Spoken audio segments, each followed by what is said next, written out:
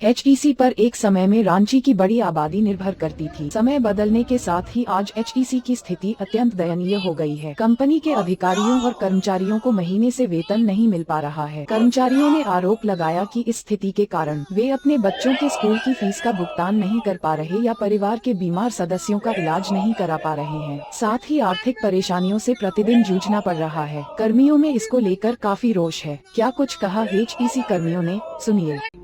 आदमी खुद सोच के देखे। जो आदमी, आप छोड़िए, हमारा बात छोड़िए, कोई नेता ही हो, कोई राजनेता हो, कोई आईपीएस हो, कोई आईएएस हो, उन्हीं को अगर 5 महीने 6 महीने सैलरी ना मिले तो उनकी क्या परिस्थिति होगी।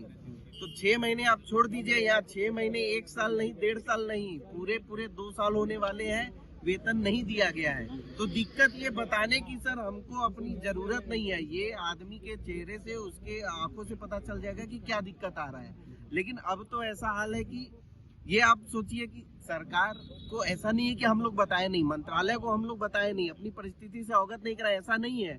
हम लोग हर माध्यम से बताए हैं, पिछले 1 साल में लगातार बताए हैं।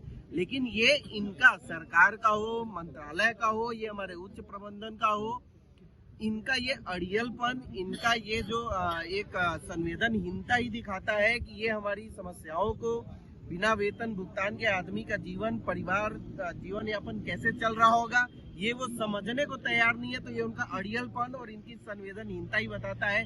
ये दूसरों के पीड़ा को समझना नहीं चाहते हैं, देखना नहीं चाहते हैं, बस दिखावा करते हैं। सरकार की तरफ से कोई पहल की गई होती या कुछ हुआ होता तो हम लोग यहाँ वापस से आंदोलन पे नहीं बैठते। आज भी हम लोगों ने जो किया है, हम लोगों ने एक चिट्ठी लिखी थी मैनेजमेंट को कि साहब हमको 7 दिनों के भीतर भारत सरकार के तहत क्या चल रहा है कंपनी को लेकर के, उसके बारे में जानकारी दी जाए।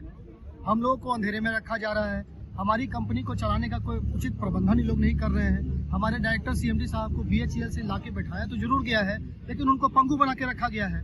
हमारा कहना साधारण सा है कि अगर आप किसी भी एम्प्लॉई को अगर 24 महीने से वेतन नहीं देंगे तो वो कैसे जिएगा।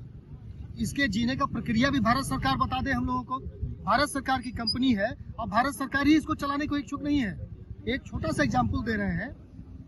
आज एक भव्य राम मंदिर का स्थापना हो रहा है, प्राण प्रतिष्ठा होगी, ये सभी के लिए गौरव की बात है।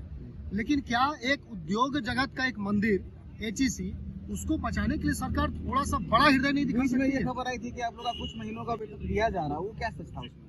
सर देखिए, हम लोग को जैसे 23 महीने का वेतन बकाया है। आज से कुछ दिन पहले भी हम लोग को 2 महीने का वेतन मिला था, लेकिन उससे पहले 4-5 महीने पहले 2 महीने का वेतन मिला था। तो वो वेतन 2 महीने के वेतन से कुछ होता नहीं है। जिसका बकाया इतना ज्यादा हो उसका 2 महीने का वेतन तो ईएमआई में चला जाता है। हमारा मुद्दा यही है कि हमारा जो आंदोलन है, हमारा जो कहना है, वो सीधे सरकार से सवाल है कि आपकी नीति हर मामले में ठीक है, लेकिन एचईसी और किसी पीएसयू के मैटर में आपकी नीति इतना विसंगति पूर्ण कैसे हो जाता है?